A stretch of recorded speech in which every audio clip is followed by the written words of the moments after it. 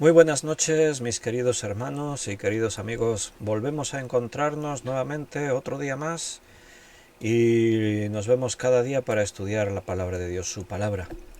Necesitamos cada día ese alimento espiritual, nunca es suficiente, nunca es demasiado, siempre tenemos que seguir perseverando, insistiendo en las cosas de Dios. Estamos en nuestra serie Personajes de la Biblia y estamos estudiando al profeta Elías, uno de los personajes más característicos, peculiares, especiales en las Escrituras, no por lo que él era, porque él no era diferente a otro hombre, así lo leímos en Santiago, que dice que era un hombre como nosotros, con pasiones semejantes a las nuestras, y eso es lo que estamos viendo. Después de su tremenda victoria sobre los profetas de Baal, su valentía al enfrentarse al rey y todo lo que ocurrió, ahora lo vemos derrumbado, hundido, deprimido, buscando la muerte.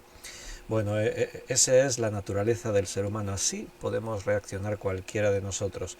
Entonces, ¿qué tenía tan especial Elías? Bueno, pues que era un hombre con el que Dios podía tratar. Dios necesita tu disposición, necesita que te dejes usar, manejar por Él, que te esfuerces en hacer, en hacer su voluntad. Y eso lo tenía Elías, y eso está al alcance de todos nosotros. Los hombres y mujeres extraordinarios, que pueden ser especiales en las manos de Dios, solo depende de querer. Si te pones a su disposición, Él lo hace. Ahí vamos a retomar hoy en el estudio y vamos a ver qué es lo que el Señor nos está hablando y la bendición que viene de Él. Vamos a hacer una oración. Señor, gracias por la nueva oportunidad que nos das de abrir tu palabra. Queremos pedir tu dirección. Que todo lo que podamos decir y hablar venga de ti, Señor. Ayúdanos a entender tu palabra, ayúdanos, Señor, a conocer todo, Señor, lo que tú quieres traer a nuestras vidas, porque queremos estar en el centro de tu voluntad, queremos estar haciendo lo que tú nos pides, Señor. Así que ayúdanos y guíanos en todas estas cosas. Gracias por mis hermanos, bendícelos, te lo pedimos en el nombre de Jesús. Amén. Bien, queridos, vamos a ir al estudio. Elías, primer libro de Reyes. Estábamos en el capítulo 19.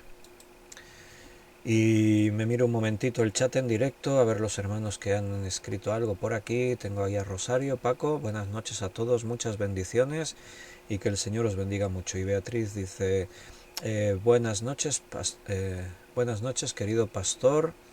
Y queridos hermanos, Dios los bendiga y nos ayude a comprender su palabra. Un abrazo, os amo en el Señor. Y Miguel Torres ha escrito también, buenas noches, Pastor Víctor y hermanos en Cristo Jesús. Qué bendición escuchar la enseñanza de la palabra de Dios. Muchas gracias, Pastor, por compartirlo. Nuestro buen Dios lo bendiga generosamente. Bien, gracias por vuestros buenos deseos, por estar ahí. Qué bueno y qué privilegio poder compartir juntos así la palabra de Dios, sentirnos parte de la obra que Dios está haciendo con nosotros. Estamos viendo en el primer libro de Reyes, capítulo 19, un momento de profunda angustia en la vida del profeta. Lo vimos ahí incluso deseando la muerte. Estábamos ayer viendo la reflexión de que oró a Dios, primer libro de Reyes 19:4, pidiéndole que le quitara la vida. Y él se fue por el desierto un día de camino y vino y se sentó debajo de un enebro y deseando morirse dijo, basta ya, oh Jehová, quítame la vida, pues no soy yo mejor que mis padres. Pero esa oración Dios no la respondió. Dios le respondió la oración cuando él pidió que no lloviese y no llovió. Dios le respondió la oración cuando pidió que cayese fuego del cielo y consumiese el holocausto y cayó. Dios le respondió cuando volvió a orar para que lloviese y llovió. Él oró, Señor, quítame la vida, pero Dios no le respondió ahí, no le quitó la vida. Y hoy Elías está agradecido de que Dios no le respondiera a esa pregunta. Dijimos, seguramente sea la oración menos respondida de la historia. Porque no solo es que no le respondió en este momento y no le quitó la vida, es que ni siquiera se murió después de viejo como cualquier otro. Tenemos entendido que sigue vivo, porque el Señor lo arrebató en medio de un torbellino, se lo llevó en vida. Así que él dijo, quítame la vida, y Dios dijo, no, no te la voy a quitar ahora y durante miles de años. Un día morirá, porque está establecido a los hombres que mueran una sola vez y después de esto el juicio, lo dice allí en Hebreos.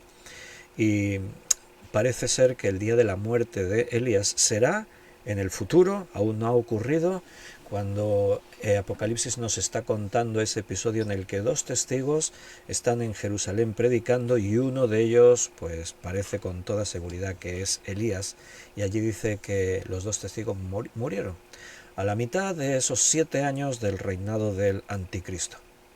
Entonces podemos ver cómo puede una persona, guiada por sus emociones, estar en el punto más alto y al poco estar en el punto más bajo.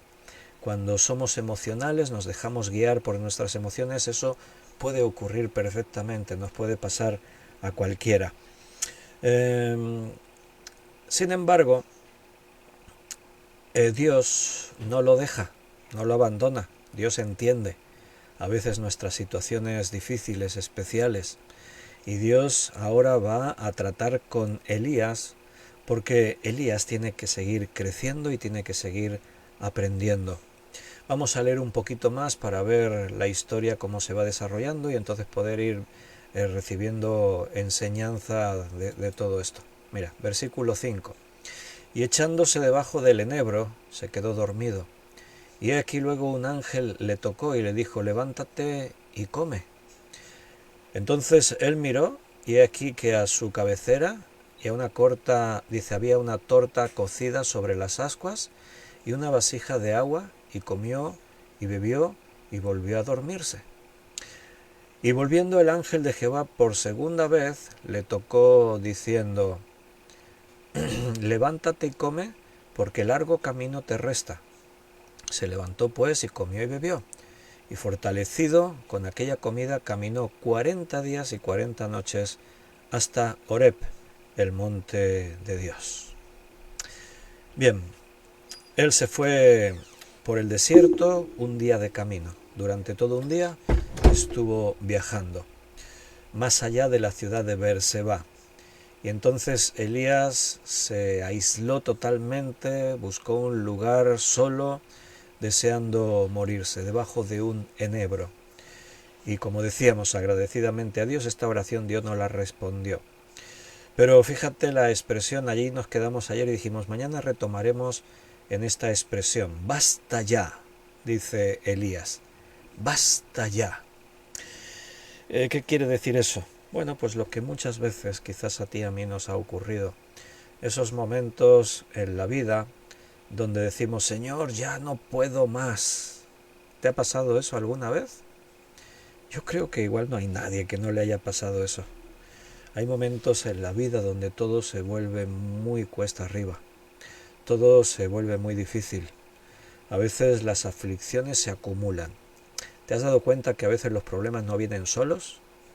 Dices, es que se me junta todo. ¿Te ha pasado eso alguna vez? Bueno, yo como pastor, ¿qué os voy a contar, no? Si os tuviese que contar que cuando uno de vosotros tiene un problema, resulta que no es uno solo, vienen ahí de golpe un montón de problemas y al pastor le golpean todos esos problemas, ¿no? Y te afectan porque, claro, amas a cada uno de los que están ahí en la iglesia, de tus ovejas, y cuando uno está mal, pues a ti te afecta también. Confiamos en el Señor, descansamos en el Señor. Pero parece algo como muy común, que cuando viene un problema no viene solo. Y a veces te pasa la economía, la enfermedad, el conflicto. Dices, vaya, por si fuera poco, y otro problema por aquí y otro por allá. Vivimos en un mundo muy estresante. Todo está realmente muy acelerado. Tendría que ser todo al revés, porque la tecnología y todo lo que el mundo moderno que nos rodea está lleno de inventos y de artilugios que nos resuelven un montón de cosas cotidianas así rápidamente. Y eso nos tendría que facilitar mucho más la vida, tener más tiempo, estar más relajados, pero pasa todo lo contrario. O sea, vivimos en un mundo en el que vamos corriendo siempre de aquí para allá. No sé si tendrá que ver la profecía de allí, en el libro de Daniel dice que los hombres correrán de aquí para allá en los últimos tiempos, pero la verdad es que este es un tiempo estresante. siempre corriendo, siempre de aquí para allá, siempre intentando llegar a todo y no damos abasto de poder atender todas las cosas que tenemos que hacer.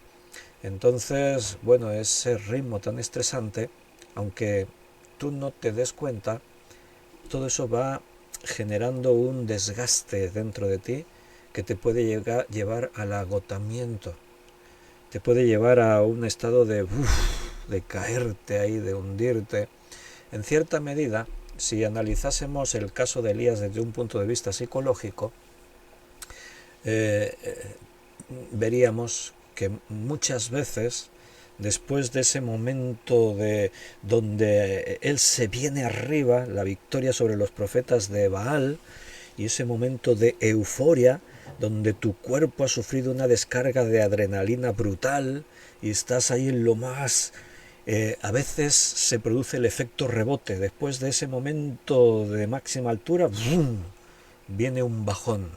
Cuando ya te relajas, cuando ya te aflojas, cuando tomas un poco conciencia de la realidad, puede venir ese efecto rebote y te vienes abajo de todo. En el Monte Carmelo realmente, aunque vemos a Elías ahí con poder y con fe y con victoria, pero no te olvides que estaba bajo un estado de estrés tremendo. Porque imagínate la escena, está él solo, el rey contra él, 450 profetas de Baal contra él y todo el pueblo expectante a ver qué pasa. Porque aquí el que salga derrotado hoy, aquí este no sobrevive. Entonces era una situación muy estresante. Aunque lo vemos muy confiado en Dios, sí, pero a veces se dice que la profesión se lleva por dentro, ¿no? Y la tensión evidentemente existía. Y ahora que obtuvo la victoria, ahora que parece que ya todo tendría que fluir, ya hemos, vamos a decir, superado el obstáculo más grande, bueno, pues resulta que Acab y Jezabel están al liderazgo de Israel, y entonces Jezabel le lanza una amenaza de muerte y Elías se viene abajo y dice esas palabras: basta ya, o sea, ya no puedo más, es suficiente. ¿Cuántas veces no te habrás encontrado así? Te habrás parado delante de Dios y le has dicho: Señor, estoy cansado, ya no puedo más, me siento agotado, estoy sin fuerzas, estoy como el canto, ¿no? En ese momento voy a cantar una alabanza. ¿Y qué cantas? Cansado del camino, sediento de ti. Y aunque un desierto he cruzado, sin fuerzas he quedado, vengo a ti. Estás ahí que no puedes más. Y todo es negativo y todo es... Bueno, así estaba Elías. Estaba cansado, estaba agotado y dijo: basta ya. Pero el Señor tenía más bendiciones guardadas para él. Así que aunque él pensó: ya basta, es suficiente, no puedo más, no quiero seguir, quítame la vida, Señor, Dios dice: no, va a ser que no. Todavía tienes muchas cosas que hacer, todavía hay trabajo. Y también eso nos ha pasado a nosotros. Si estamos aquí, en esos momentos en los que quizás le dijiste al Señor: Señor, no puedo más, estoy cansado, el Señor nos da nuevas fuerzas. Dice en Isaías que los que esperan a Jehová tendrán nuevas fuerzas, levantarán alas como las águilas, correrán y no se cansarán, caminarán y no se fatigarán. ¿Verdad que te conoces ese versículo de memoria? Pues el Señor es el que trae ese renuevo de fuerzas a nuestra vida. Cuando ya parece que no vamos a poder seguir, sí podemos. Y se cumple, claro, si no, ¿por qué decimos todo lo puedo en Cristo que me fortalece? ¿Por qué citamos a Filipenses tan frecuentemente? Porque podemos en Cristo. No es nuestra fuerza, es la fuerza que Dios nos da. Es la fortaleza de todo lo que Él hace en nuestras vidas.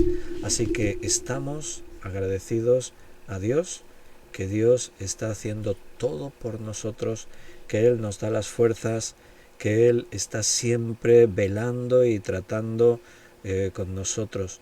Así que vamos a estar ahí realmente agarrándonos al Señor y fortaleciéndonos en el Señor, porque sin el Señor estamos perdidos, estamos agotados, estamos eh, con lo que somos, y somos poca cosa, no te olvides. Hay una guerra espiritual en la que no podemos pelear con nuestras fuerzas. Necesitamos estar fortalecidos en el poder de Dios, en su fuerza, y ahí tenemos entonces la victoria garantizada. Así que fue así es como Elías, que eh, ahora va a tener una revelación especial en el monte Horeb, y el Señor va a seguir bendiciéndolo y va a seguir tratando con él. Claro, el problema es que nosotros vemos lo que está delante de nuestros ojos, ¿verdad? Y es por eso que muchas veces decimos, ya no puedo más, estoy cansado, ya no... Pero Dios, como ve más allá, pues entonces en esa visión que Dios tiene, Él nos puede decir, no, no, todavía no, hay que seguir adelante. Él no sabe lo que viene, ¿no? Ese efecto rebote que os he dicho.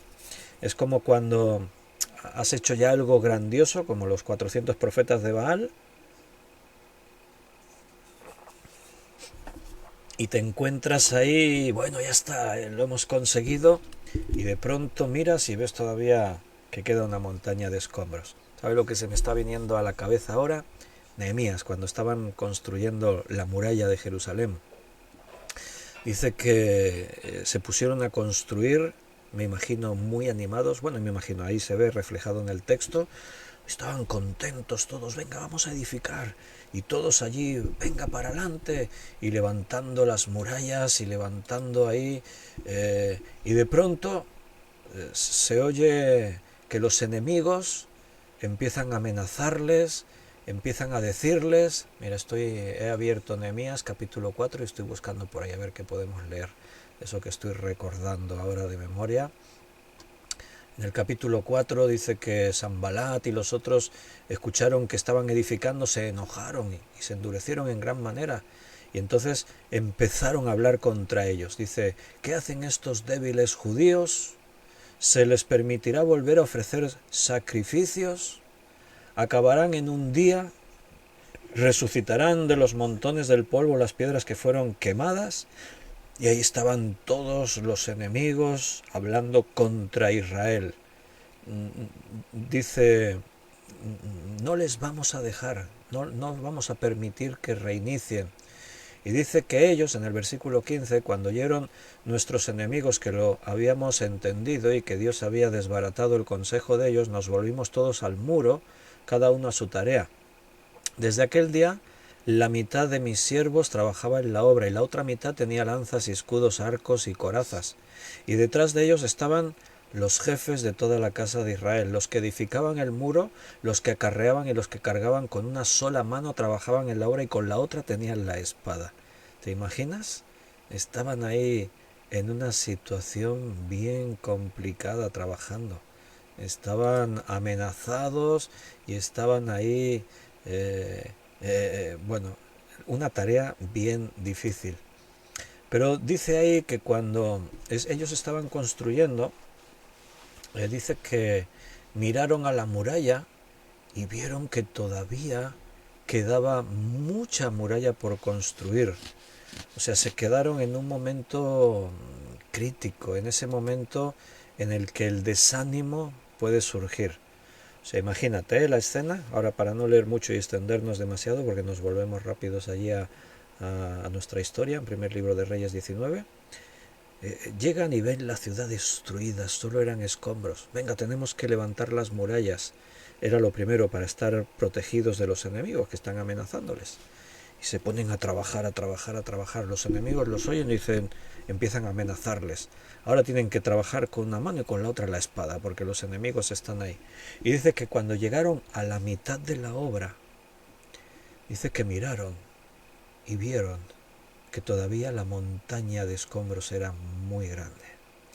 Ese es el momento crítico, ese es el momento más delicado.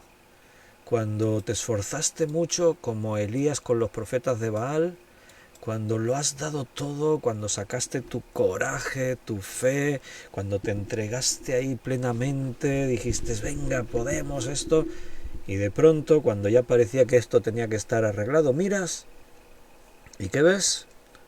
Una montaña de escombros todavía.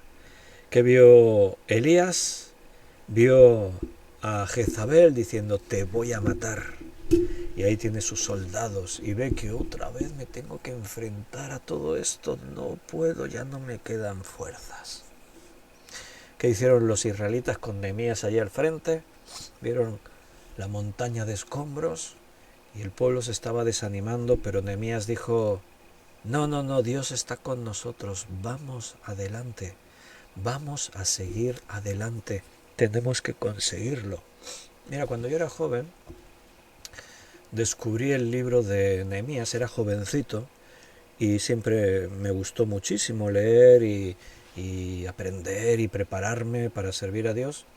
Y cayó en mis manos un libro, pues hace ya tantos años, que se titula Pásame otro ladrillo.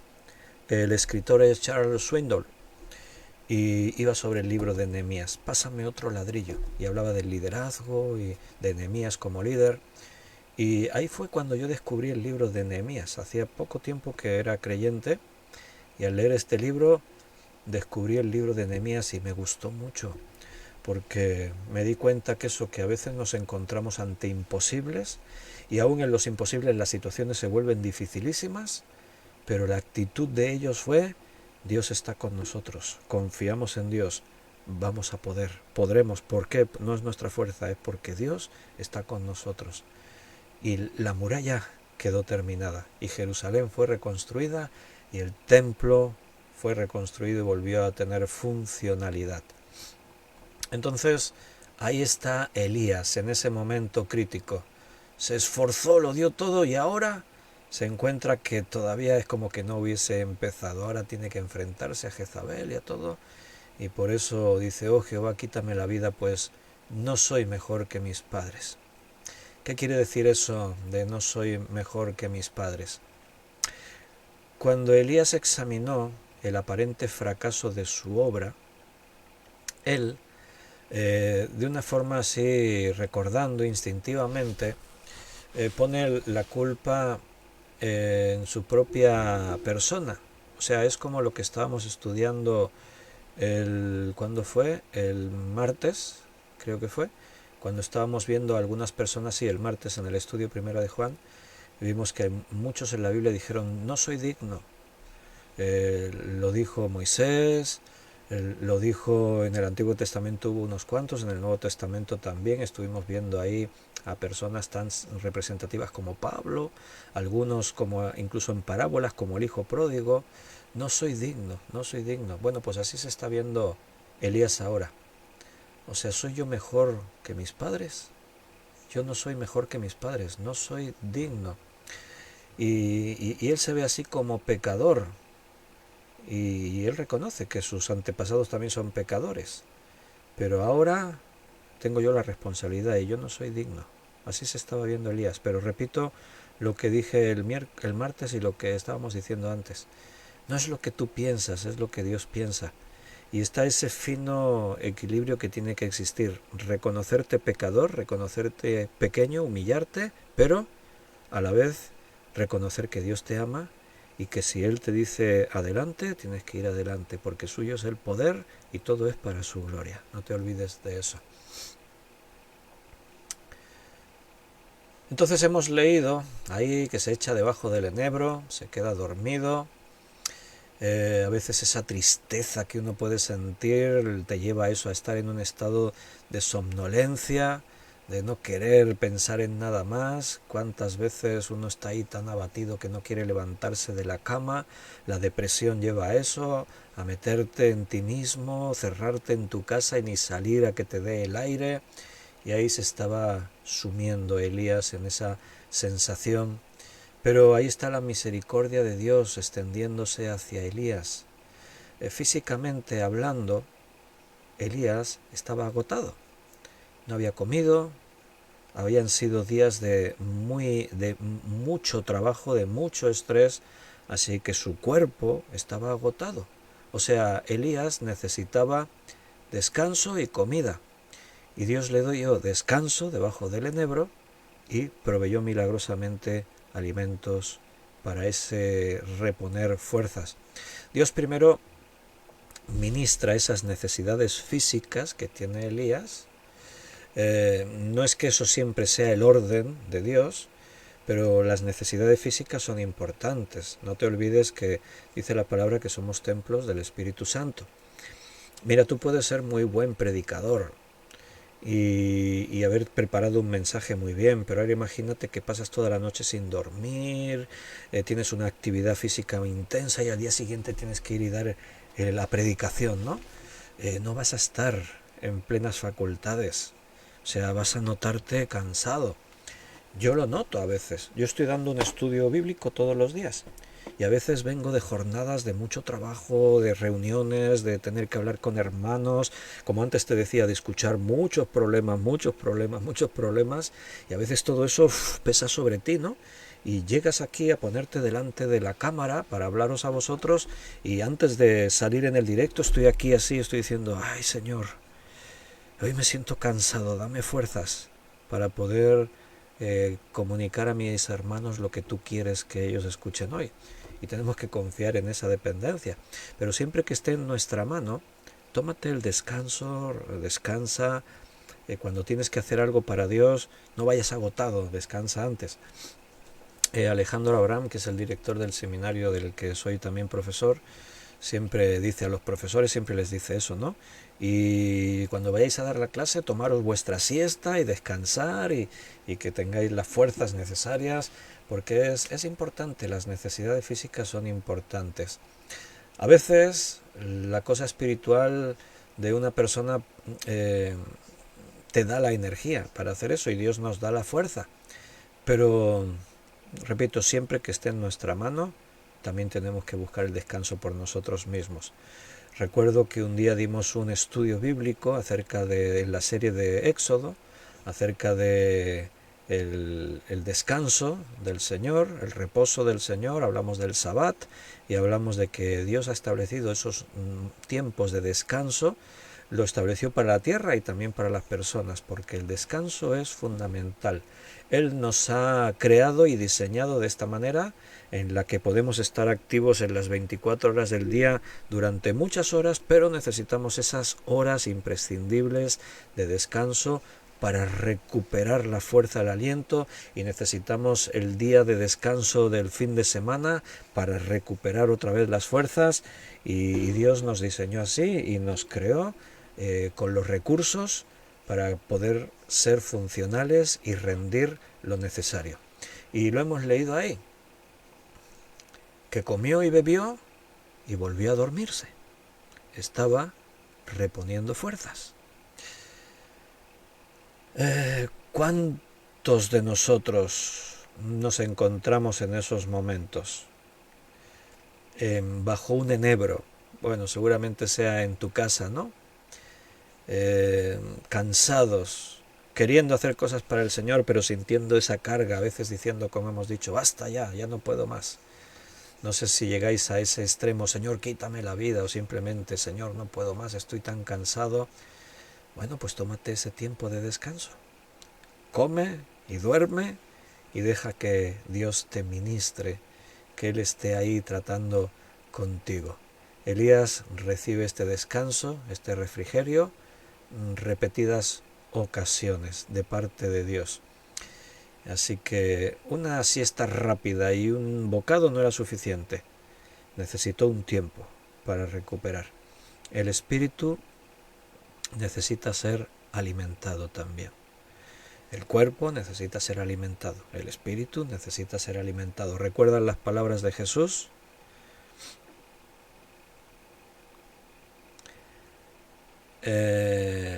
No solo de pan vive el hombre, sino de toda palabra que sale de la boca de Dios. Ahí está. Nos alimentamos de pan, nos alimentamos de la palabra que sale de la boca de Dios. Entonces, bueno, no te olvides nunca de eso. Tu cuerpo necesita una sana alimentación y tu espíritu necesita una sana alimentación.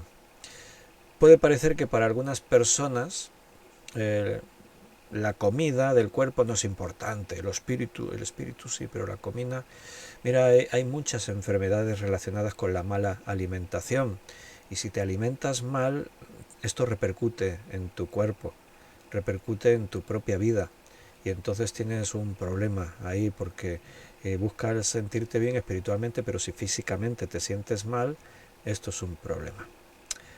A ver, ¿qué estáis hablando aquí en el chat en directo? Dice Miguel, Pastor Víctor, disculpe.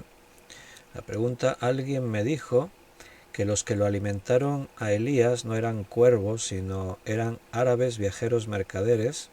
Quisiera saber qué me dice usted como maestro. Eh, Estaré atento, gracias, pastor.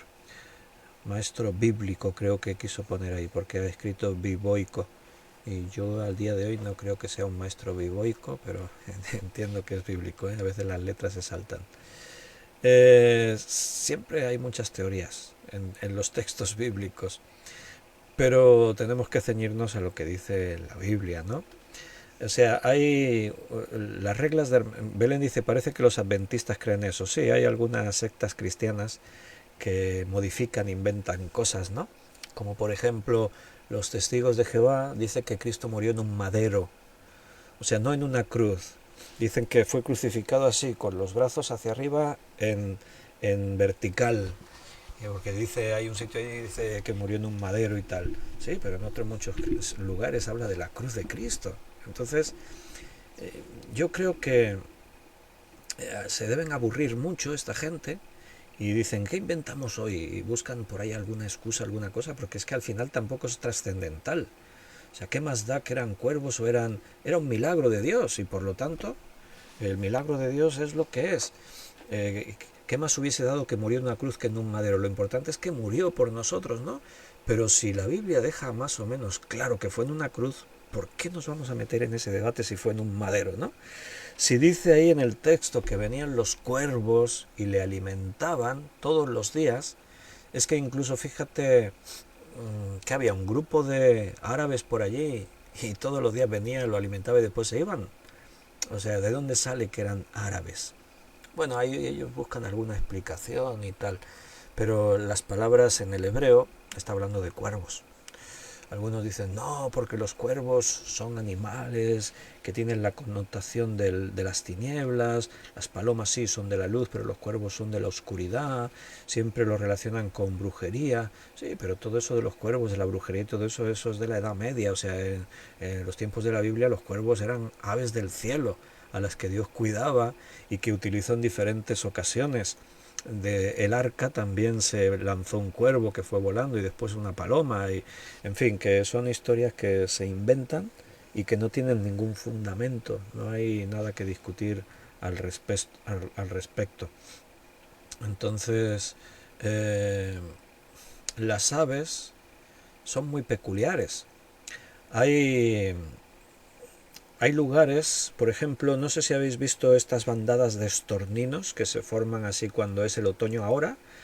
Bueno, ahí en internet hay un montón de vídeos que se ven las aves ahí que vuelan y van de un lado para otro. Los tordos o los estorninos que forman estas grandes bandadas a veces causan muchos daños en las plantaciones. Por ejemplo, en los olivos, este tipo de aves comen olivas, comen aceitunas. Entonces hay gente que yo sabía que años atrás mis padres, mis tíos sabían eso, y se iban a los lugares donde estas aves dormían. De pronto eran miles, decenas de miles de aves que venían y se paraban. Claro, esas aves iban donde estaban los olivos y en las patas cogían aceitunas. Entonces iban volando a donde iban a dormir. ¿Y qué pasa para pararse en las ramas? ¿Qué tienen que hacer? Abrir las patas. Y entonces, ¿qué pasa? Las olivas que llevaban cogidas se caían al suelo. Y entonces se paraban en las ramas. Eso era una curiosidad. Había gente que lo sabía y se iba y en ese lugar recogían un montón de olivas. Belén está diciendo, hoy en día está documentado que hay cuervos que traen objetos a personas, también podrían traer alimentos a Elías. O sea, por diferentes causas, lo que yo os explicaba, de una forma natural, Esos pájaros podían venir a ese lugar y soltarlo, pero aquí está hablando de un propósito de Dios, no es una causa natural. No es que por iniciativa propia los cuervos dijeron, vamos a llevarle a este hombre carne y pan. ¿De dónde sacaban la carne y el pan? Sí, porque allí había un pueblo cerca y le robaron. Sí, porque eran estas aves como los estorninos que llevaban la carne y el pan y cuando llevaban allí para pararse tenían que soltarlo. Y Elías se lo encontraba. No, cuando tú lees el relato bíblico dice que Dios los enviaba. Dios tenía un propósito y Dios se vale de cualquier recurso para obrar lo que Él quiere, para obrar sus propósitos y sus milagros. Entonces es tan sencillo como no darle tantas vueltas y aceptar lo que la Biblia dice, ¿no? Directamente. Bien, estábamos diciendo que el espíritu necesita alimentarse, igual que el cuerpo necesita alimentarse. Igual que tienes que comer sano en tu cuerpo, igual tienes que comer sano en el espíritu. Dios siempre es muy cuidadoso con sus siervos. Dios siempre va a tratar bien a aquellos que le sirven y dan su vida por Él. Recuerda, más buscad primeramente el reino de Dios y su justicia y todas estas cosas os serán añadidas. Es como que Dios te dice, tú ocúpate de lo mío y yo me ocuparé de lo tuyo. Y Dios es generoso y a Dios no se le escapa ningún detalle. Él siempre va a tener cuidado. Yo sirvo a Dios desde hace muchos años, casi que desde que me convertí, y nunca me he visto desamparado de la mano de Dios. Dios siempre, hasta el día de hoy, me ha cuidado. Alguien podría haber esperado que Dios viniese con una reprensión a Elías, ¿verdad? En nuestra forma de hablar hemos dicho, ay, este Elías, ¿cómo puede ser que ayer estaba ahí? Gloria a Dios, con los 450 profetas de Baal venciéndoles y ahora está deseando morirse. Pero Elías, ¿cómo puede ser que va? Y a lo mejor nosotros en el lugar de Dios venimos y le reprendemos a Elías. Oye, pero ¿qué haces ahí? ¿Cómo que te quieres morir? ¿Pero qué haces? Hombre, levántate. ¿No has visto lo que yo he hecho contigo? Y podríamos esperar de parte de Dios una reprensión, un castigo, pero ¿qué hace Dios? Viene con una actitud, un trato amoroso. Mira, ahí tienes comida, come y descansa, come y descansa. O sea, estate tranquilo. Dios envía a Elías a un viaje de más de 200 kilómetros. Es un viaje que le va a ocupar 40 días. Cada día muchos kilómetros. Hacia el monte Horeb, también conocido porque creo que antes Miguel preguntó, a ver. ¿Ves? Parece que no estoy, pero estoy, al tanto. ¿Este monte es el mismo en que Moisés recibió la ley? ¿Es así, pastor? Disculpe la pregunta. Bueno, ¿ves cómo yo estoy al tanto de todo? Sí, el monte Horeb es el monte Sinaí. Y esto muestra que Dios no demanda una recuperación inmediata de Elías. Levántate. No, Dios permite que Elías tenga un tiempo para recuperarse. El ánimo, el espíritu es una cosa y el cuerpo es otra, pero muchas veces estás abatido, como yo antes te decía, ay, hoy no tengo fuerzas, porque tu cuerpo se desgasta, el cuerpo se abate, tu mente no rinde si no duerme y no descansa lo suficiente, y nuestro cuerpo, alma y espíritu están unidos. Entonces Dios le deja a Elías que descanse y recupere fuerzas, porque Dios es bueno con nosotros. Él siempre nos va a dar lo mejor y Él siempre nos va a tratar de la mejor manera.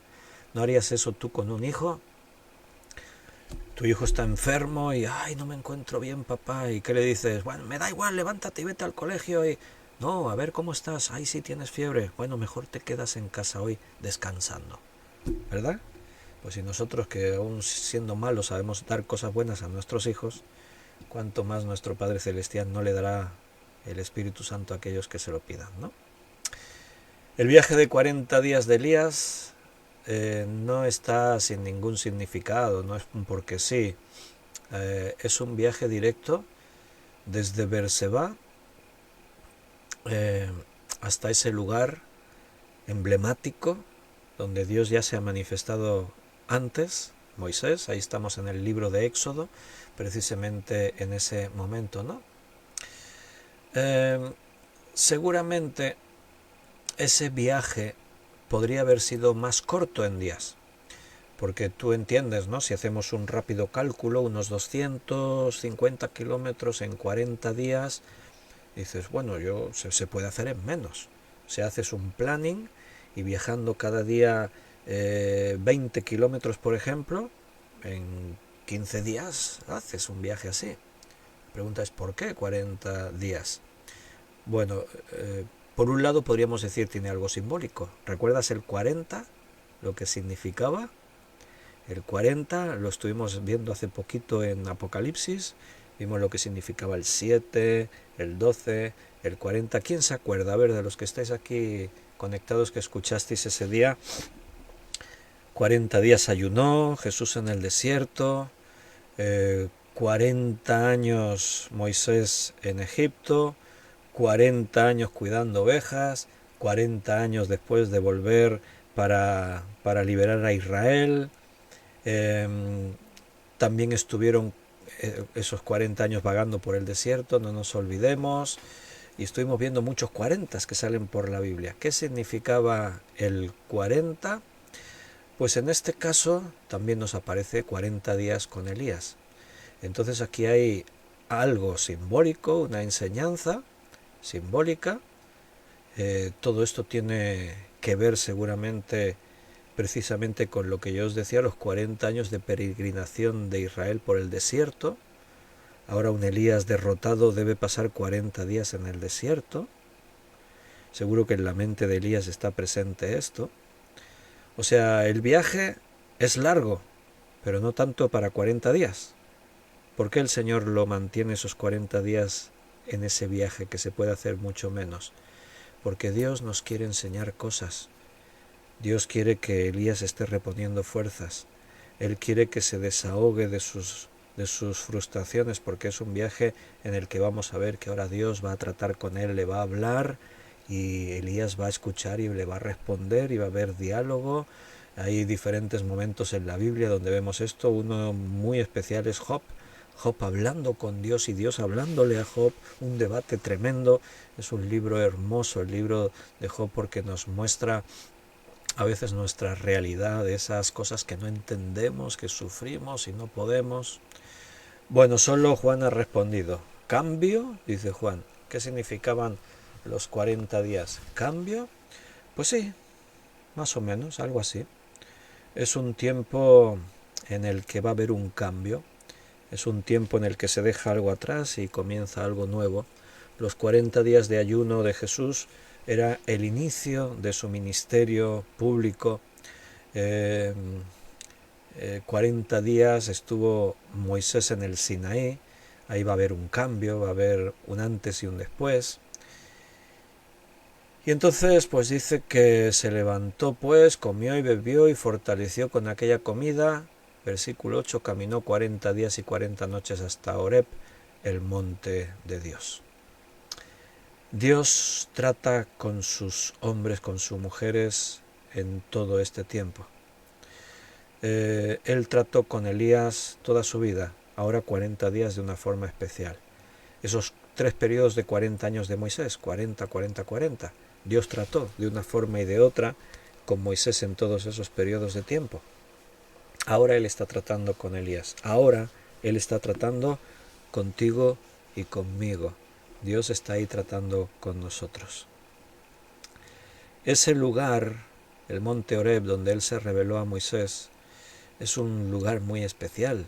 Allí se vieron los truenos, los relámpagos, el vibrar la tierra, el sonido como de bocinas de trompeta. El regreso de un profeta leal a Dios a este lugar es muy significativo. En el monte Horeb, Dios dio una nueva visión e instrucción al profeta Elías. Y ahí se le van a asignar 3 tareas que hoy no nos va a dar tiempo a verlo todo porque nos quedan como 6-7 minutos, 7-8 minutos para terminar, pero ya os las voy a apuntar, esas 3 tareas. Por un lado, ungir a Hazael como el rey de Siria. Por otro lado, ungir a Jehú como rey de Israel. Y por otro lado, ungir a Eliseo como su sucesor. Y ya de paso, pues ya menciono, aunque vamos a verlo en próximos días, un poco más de este estudio, mencionar que la comisión sobre Hazael y Jehú fue complementada después por Eliseo, ya que la ascensión de ambos tronos, uno rey de Siria, el otro rey de Israel,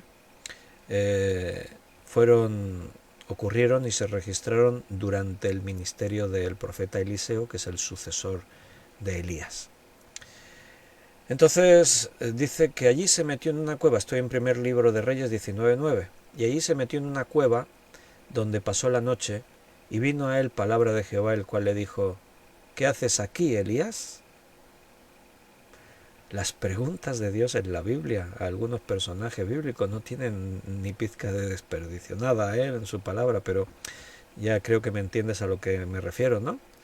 O sea, a veces las preguntas de Dios nos dejan ahí desarmados, nos dejan ahí realmente meditando y profundizando en nuestras decisiones, ¿no? En hebreo, literalmente, está describiendo una cueva, o sea, era una cueva. Puede ser más profunda, menos profunda, puede ser incluso donde Dios se le apareció a Moisés muchos años atrás, en ese relato que tenemos allí en Éxodo, capítulo 33, mira, lo podemos leer y así recordamos. En Éxodo, capítulo 33, permíteme a ver qué versículo es. Éxodo 33.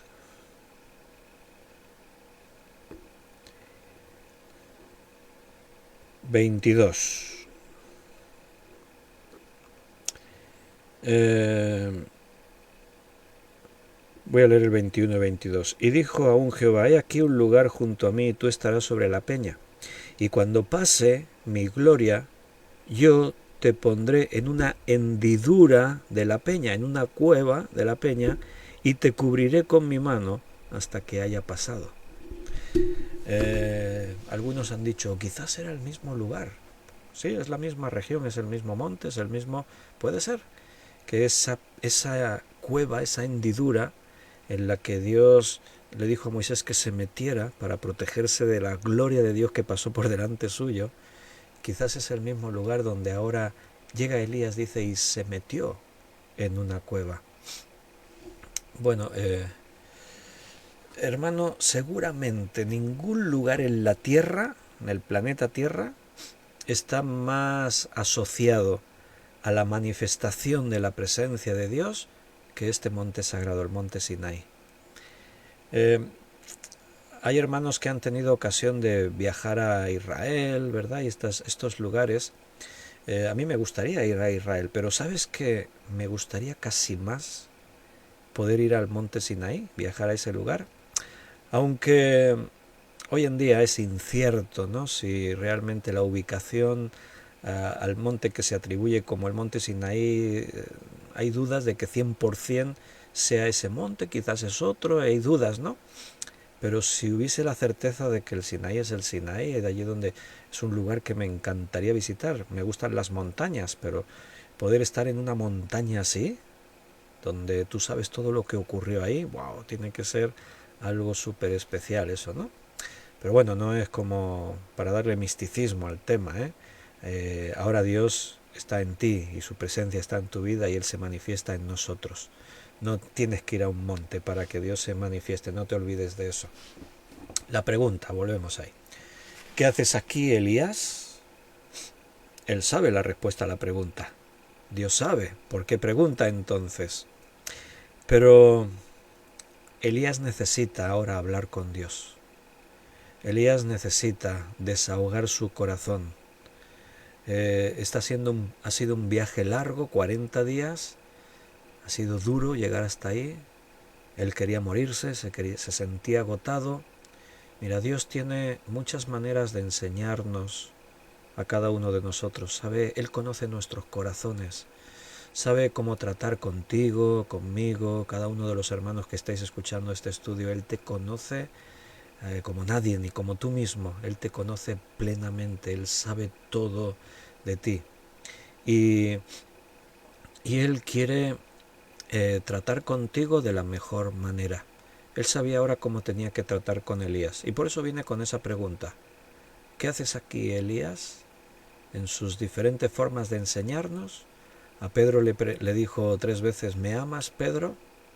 Dios nos pregunta cosas para que le respondamos, pero no tanto porque Él no sabe, Él ya sabe la respuesta, sino para que nosotros tomemos decisiones, para que nosotros tomemos sentido de la realidad y sepamos qué estamos dispuestos a hacer y hasta dónde estamos dispuestos a llegar.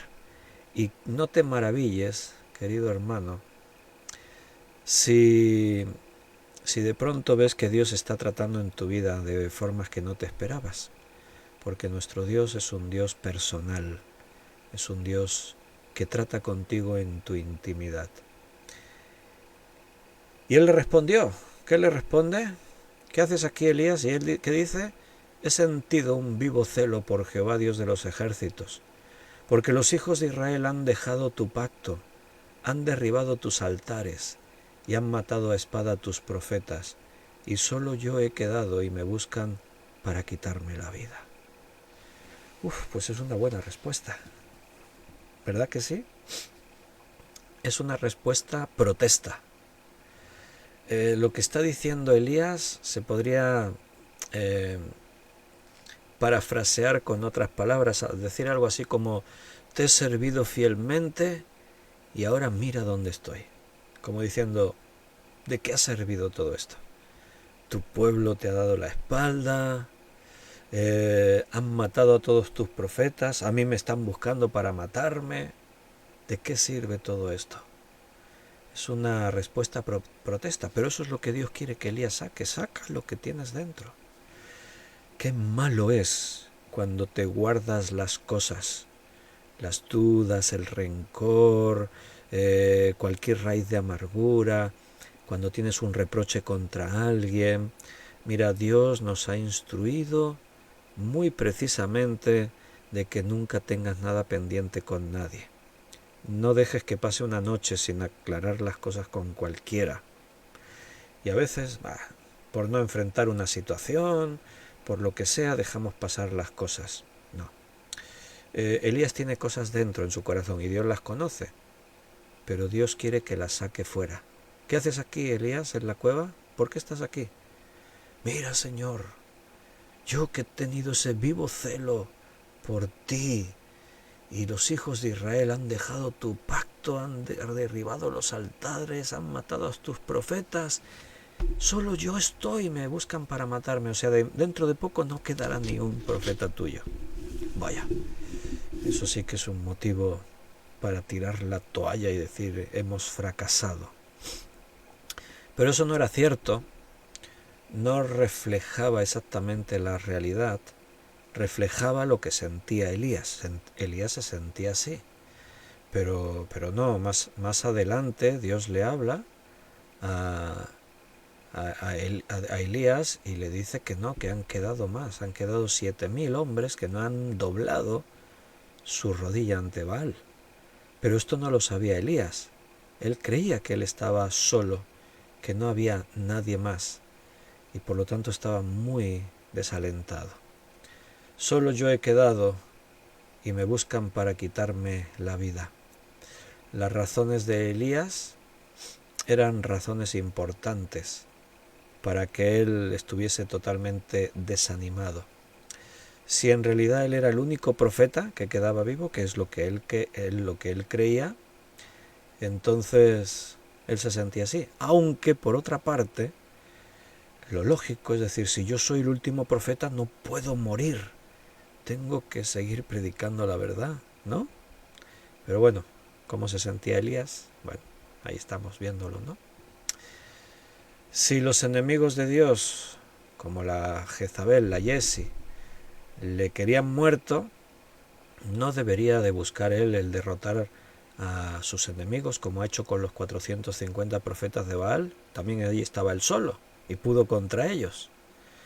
Bueno, aquí Elías está mostrando su naturaleza débil, su debilidad en la fe, está mostrando incredulidad, está mostrando temor, se está mostrando débil, como somos los hombres muchas veces. ¿Verdad que sí?